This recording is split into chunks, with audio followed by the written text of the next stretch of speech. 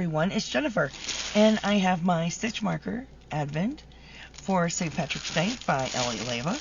And let me go ahead and find today's.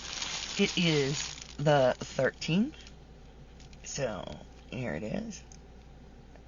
I love that mug. So let's go ahead and take a look. I can get it open. Some days I can open it easy, and some days I can't. Oh, this is really cute. That's adorable. So, here is today's. If I can get it to turn. Oh, there it is.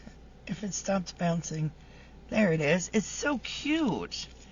So, let me get it open. And I will put it on my ring over here. It'll be the last one going on this hook. Right there. And catch up. Here is the first sets. Right here. I'm always catching you guys up on these because some people don't watch them all. And then here's these. Alright.